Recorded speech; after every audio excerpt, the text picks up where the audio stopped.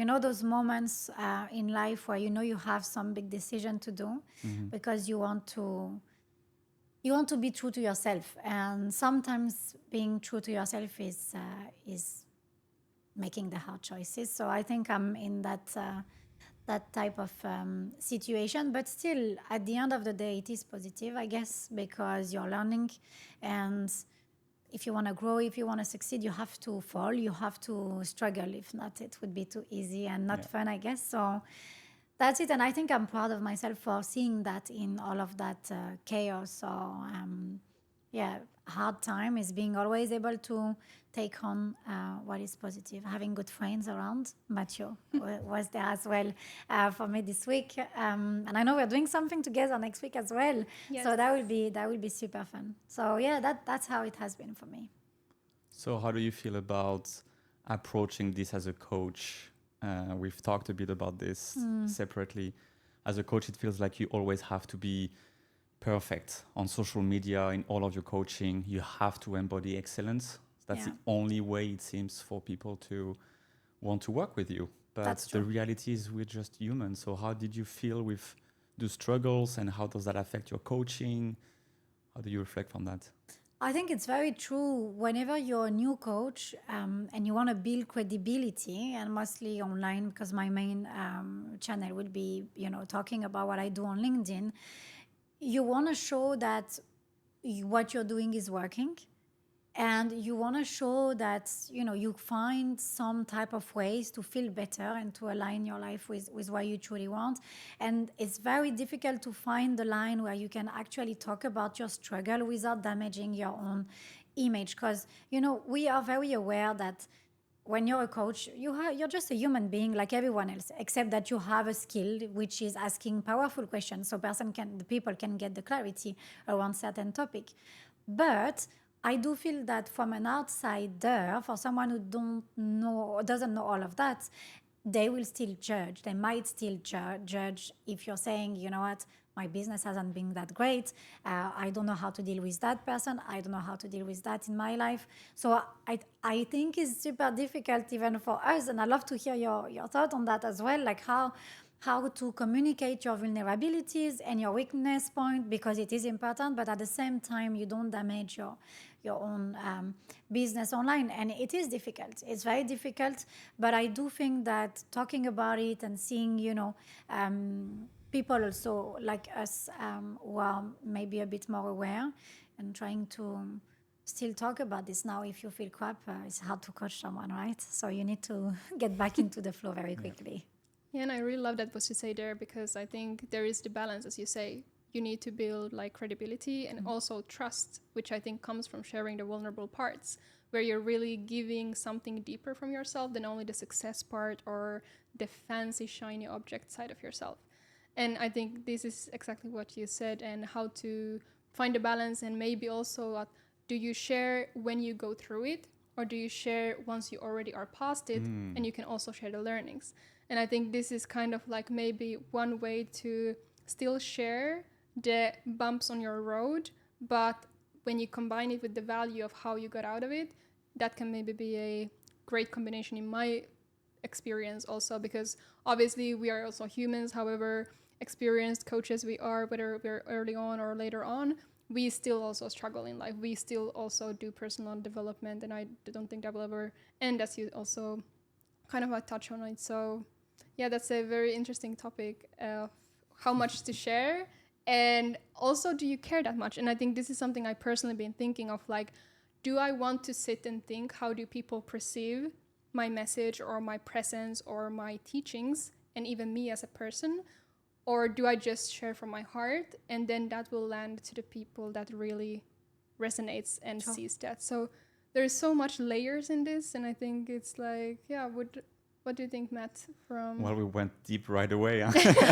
We can't help it, right? That was a That's question. how How was your week? Your I went to the beach and I had fun and I walked my dog. No, we went right into it. Sorry, guys. And thank you for that, because that's what I love.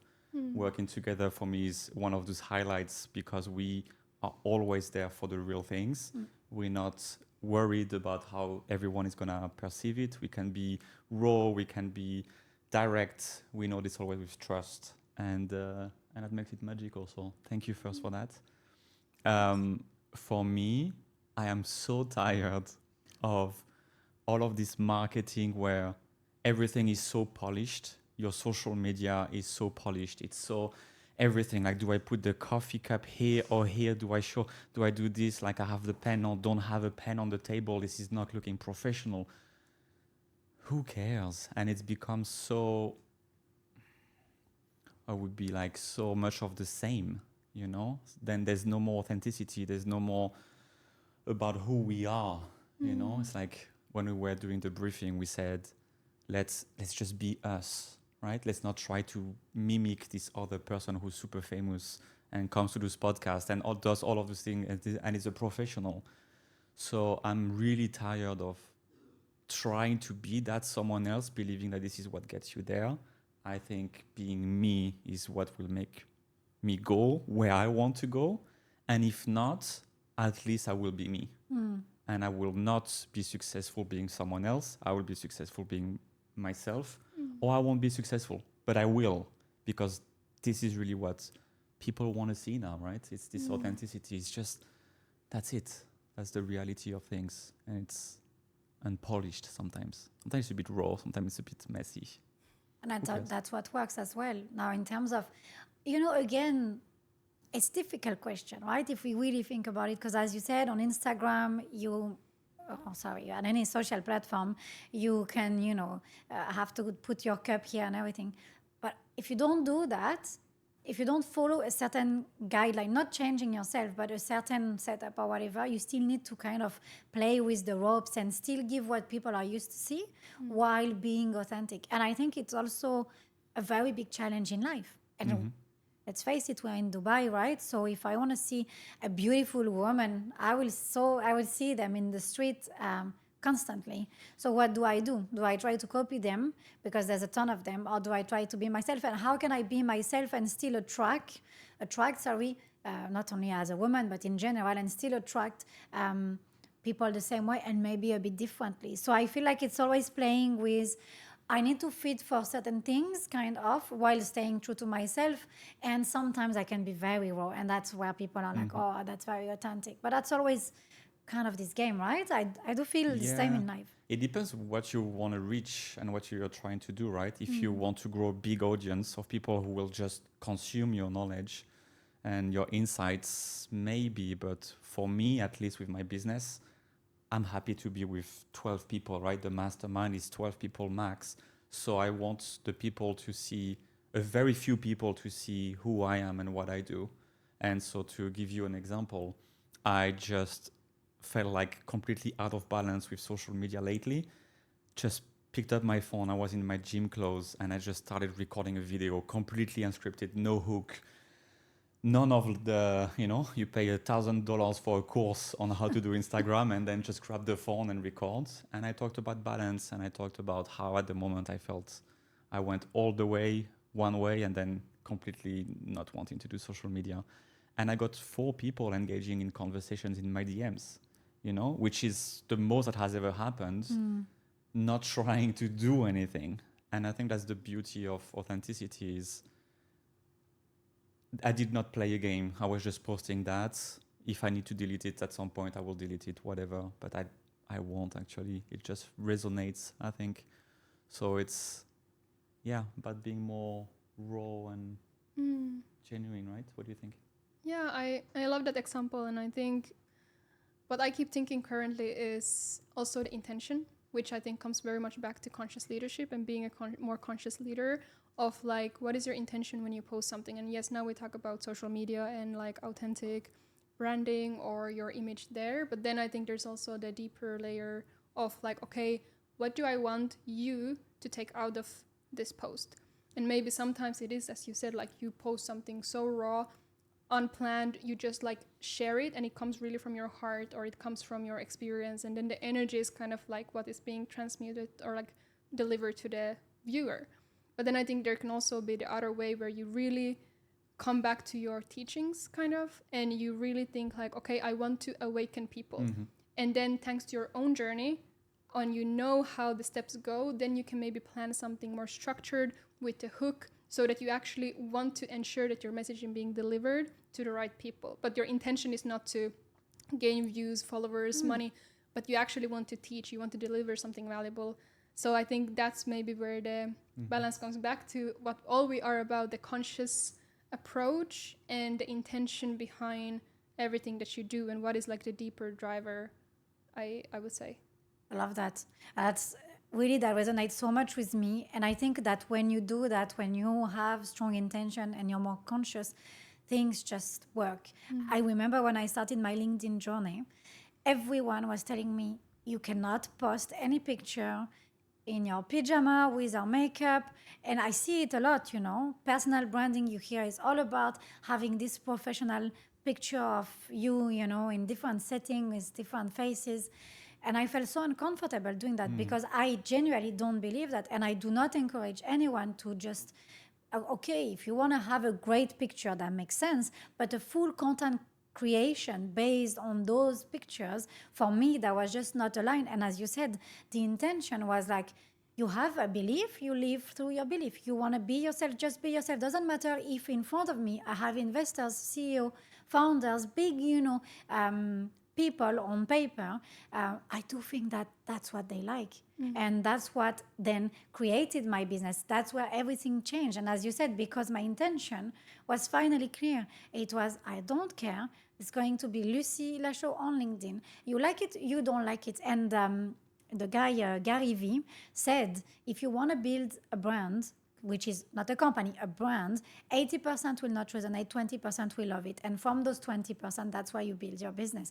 And you see, when you're aligned, when you're more conscious, when you're more aware, just things happen, right? Because all of a sudden you have people that really trust what you're doing, that resonate with what you are truly doing. And that's the difference between people who make it or not making at the end of the day. I do think so.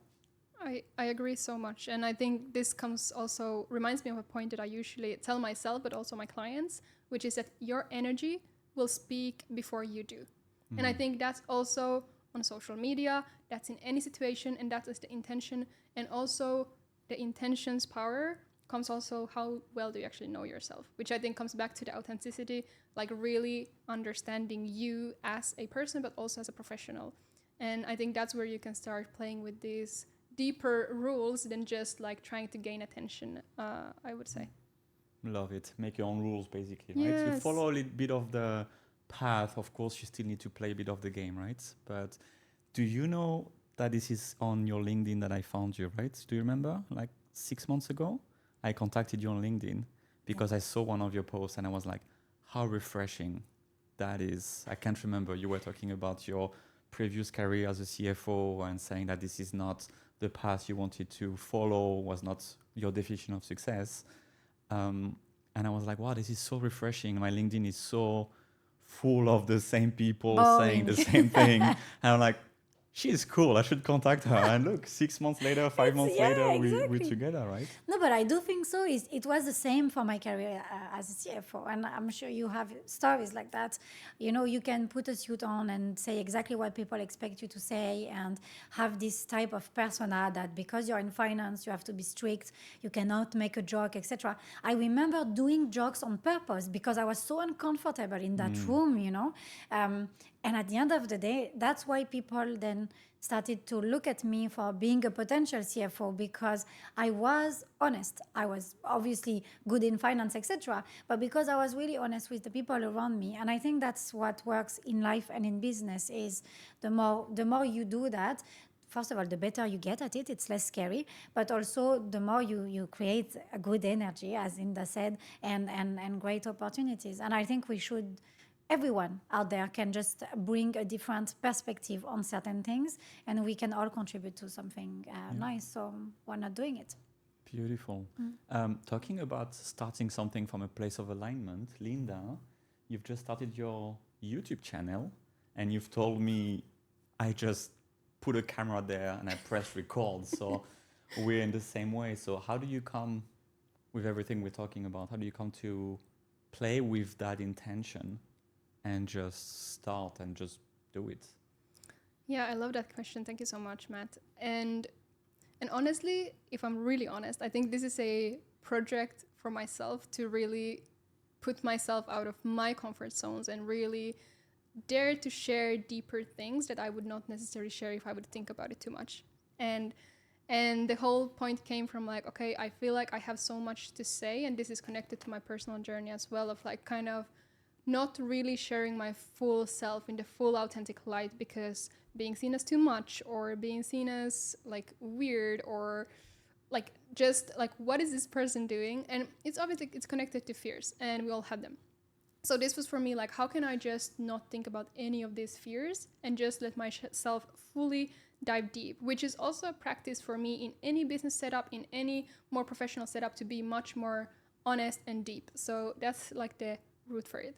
But then the other part is that I feel like maybe I have some sort of a gift of really translating deeper topics into more understandable concepts that can resonate. And that was some sort of heart calling for me to sit down and just share and really go deeper. And it's honestly, it feels like therapy for myself. It's like a coaching session for me, which is such a spiritual practice. Like every time I do it, I started first with some Instagram videos, but then there's so much I haven't even posted, and now I started a YouTube channel, which is still a very much of a baby, so please go follow if you if you want to support me. But yes, so just sitting down and letting it come, and as I talk, I self-reflect. So after these sessions, I feel like, wow, like I'm even speaking to myself the learnings, and that's such a powerful way. So I think anyone who has an ability to speak or connect through speech, I think this can be a really good personal way to also process your thoughts better, to just sit down and let it come. Like you would be sitting and journaling, but instead you're sitting and you're just speaking. And you get into flow and you just realize that, oh, wow, 30 minutes went by and I have just been talking without really talking. So, and then what do? You watch it and kind of like try to think about all of the things, or you trust about the quality, or you learn on the spot? I learn on the spot, and I try not to cut it, just to keep it raw. If I mess up, I mess up, and Exactly, I just let it be there. And I'm just like, yeah, I don't know how to pronounce this. There was one video where it's like, I don't know how to pronounce it was some car part, and I was like, well, I don't know it. Let's continue. Because like that can also engage people, to be honest, to see that you're just human. Yeah. So yeah. I love that. I love that process as well. How was your week? What is one thing you want to share? That was the first question 20 minutes ago. Yes. Is that is there something in your mind that you felt like sharing? I really like what Lucie also said about the challenges in the personal life, but also the successes. So I think the past week for me has been very exciting. There was actually a key learning that I shared in a mastermind, not our mastermind, but another one, which was that the more exciting your life is, the more you actually get done and the more it energizes you. And I questioned myself, like, is everything in my life exciting for me? And I had to kind of face the fact that there is many parts that are not that exciting, but they just need to be done. And I tried to intentionally increase the excitement of my days. And that was such a game changer. Like even the ability of me, like get things done for my to-do, my systems, like everything got so much more momentum. So I think the key learning was like really, even though you don't change anything in how you do, but you change your attitude and your approach to how you do it, it can have like a crazy shift. So I think that's my key learning. And as a result, my week has been quite amazing. Very tiring in terms of like a lot of work, but also thanks to this new mentality, I think I've been also recharging quite much because I've been energizing myself. So I am so hooked on what you just said, because energy for me this week has been a big topic. really, Going tell me. up and downs, and just like we're having days where I just don't want to do it. You know, you have 4 hours of accounting in front of you and like, this is not going to happen, and you have to do it, right? Yes. So can you walk us through a little bit more about that technique, that process, methodology, whatever you want to call it, that helped you get that energy for you to keep going on the boring tasks? Yes, I'd love to. So what I really did is that I sat down with myself and I wrote down all the things that I feel like are somehow I'm procrastinating or I'm not happy with. I just don't look forward to doing them. I listed them down and then I wrote what would that actually imply for me to do it, or like what would that give for me to if I would be doing them. And this was me connecting, like it's so simple, but it's like whenever you connect something to a bigger why, to a bigger Yes. purpose, Meaning. yes, that's where the mundane turns into something more exciting. And this was just like reprogramming yourself in such a simple way. And then the other point that it was like, I'd really asked myself, how long would it take for me to do these things? And also there's another thing I highly believe in, that how much you allocate time for something, that's how long it will take you. So if you schedule 2 hours for a task, it will take 2 hours. If you schedule 30 minutes for the same task, you most likely get the same task done in 30 minutes. So this was another one. Like I really became strategic of like, okay, let's just tackle these as quick tasks that I don't want to do. And then that excited me, that the momentum of like finally this backlog is just starting to clear up.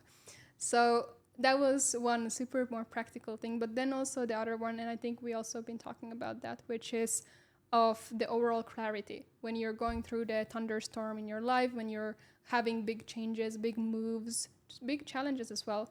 So really coming back and connecting to like, how can I gain more clarity in this specific moment?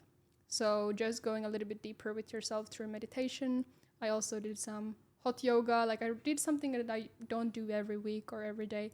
So taking in simple things that excite you. And it was very powerful. I highly recommend. It's very cool. Thank you. Oh, Do you it's do super it? interesting. Yeah. Of course, I'm listening very carefully. I like, as you said, Linda, you have this ability to systemize or make something more, deep, very simple to actually act on it. But definitely what you said about just the fact to write down everything already, and it's not in my mind anymore, it's much less overwhelming. At least that's how I feel it every time. Even if I have a ton of things to do, if it stays in my mind, it's so overwhelming. It feels like it's huge. But the minute I start to write it down, only the first step, already I found it so freeing.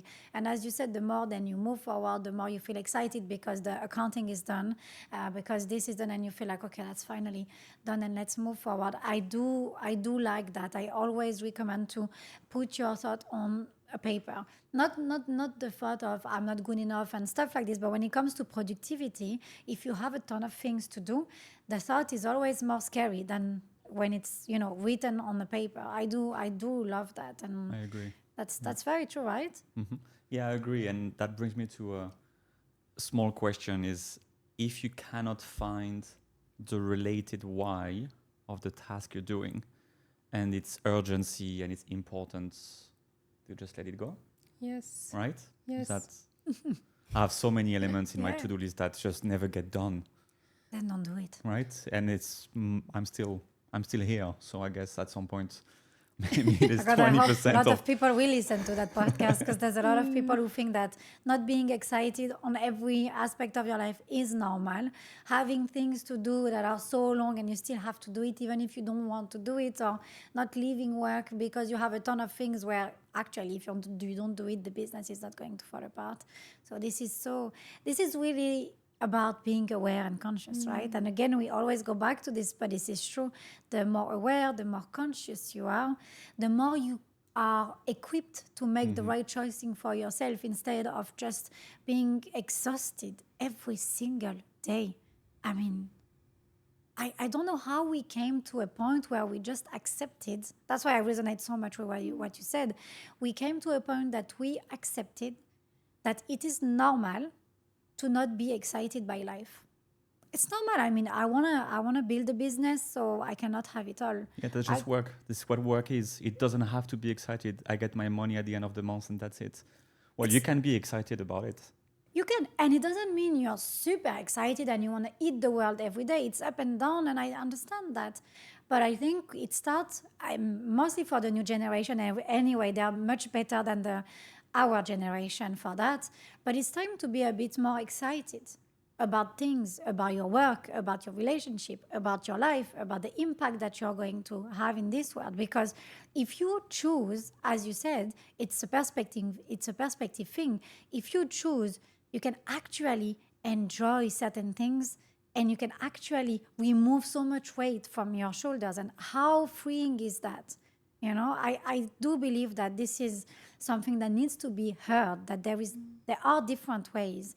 And the exercise that you gave, Linda, is so spot on for that, because people can really try to see the excitement even in things that you don't like, because there is a purpose. And there is a rule that I always like to share. I heard it, I don't remember who said that, but someone say, if you are not excited by your life for more than 5 days in a row, then it means that there is something big to change. Because it's 5 days in a row. You can have ups and downs, but if for more than 5 consecutive days you're feeling terrible, then it's time to change.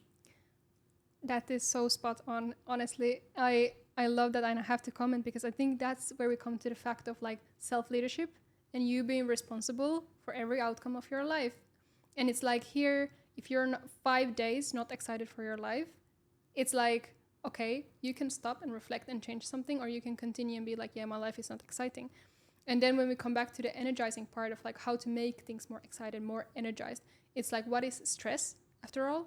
I like to say that stress is the feeling of you knowing you need to do something, but you're putting it away. So it's like stress of future. Obviously, stress can be other things. And this starts eating up your energy, both physically, mentally, and also spiritually. And you're just like rumbling down. And you mentioned the fact of like what you focus on, that's what you start seeing. And this is kind of like the red card theory I also talk about. If you focus on red cards, you see red cards everywhere. If you focus on negativity, you see negativity everywhere. If you focus on my life is exciting and you start focusing on what is the small excitement parts, you focus on gratitude, you become more grateful for the smallest parts. Your life is already much more exciting. So it's like what you already have, what you're building. And then it's, as you said, the awareness. It's such an important part, like you becoming aware just about what's around you, what's inside of you, and you have all the tools to change whatever. Absolutely. And being intentional in the perspective you're trying to choose, because I could also say the red car is a negative thing or the red car is a positive thing, right? Yes. I've used this analogy with someone I'm coaching back in India, and it was spot on. She had said the 4 things that she wanted to avoid, and every day she was writing those 4 negative things, and she was like, one of them was, I'm not enough, and she was always spotting the I am not enough things. So at the end of the day, she had all of those elements, negative elements, those red cars saying, I am not enough. And it was proven 10 times today. And we just reframe that. Let's take the opposite. Show moments where you actually loved. And from that moment on, she switched completely. Really, like, that was very intentional. And she was sending me screenshots every day about, I'm loved by my daughters, I'm loved by my husband, my colleagues showed appreciation today. And she just reframed that in such a simple and subtle way. And everything has changed. She started her coaching program 2 weeks later, and I didn't even know about it. And she's like, hey, I already have people signing in, And like, okay, just from those simple things, So, And from a conversation, the power of having that conversations with you as well. But yeah, it is a choice. And, there is one thing that I don't know, it annoys me a bit, but I don't really know how to communicate so much on that. You talked about self-leadership, Linda, before. I'm meeting every day with people who are telling me I have high standard for myself. And because I have high standard for myself, that's why I have all this pressure. That's why I go and I do that. But when I look at that, I'm like, is it though? Is it really high standard when you allow yourself to be miserable and exhausted for the last 2 years? Where actually you have the choice and the potential to choose differently. Now, don't get me wrong, sometimes it is difficult and we need help mentally and there's a lot of things. But still, I like that idea of saying, this is in my hands, this is a choice that I can decide to do. Self-leadership, first of all, I need to be sure that I can handle myself well, that I can get that clarity for myself, because even as a leader, you have the responsibility. If you're managing a team, if you have a family, everything you do will have a ripple effect on other people, your team, your relationship, your kids as well. So if you do have high standard, then you show up as a dad or as a mom and you're present. You take care of your body. You know, I don't know, go to the gym. You reflect and you're curious about yourself.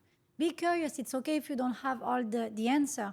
But the second that you're choosing to see things differently and to live a life that is more meaningful than just, I don't know, something that doesn't mean anything and that brings money to you, let's say. But the minute you choose that, everything changes without even a work. I do think that the second you change, without even working on it, you'll be surprised everything starts to change.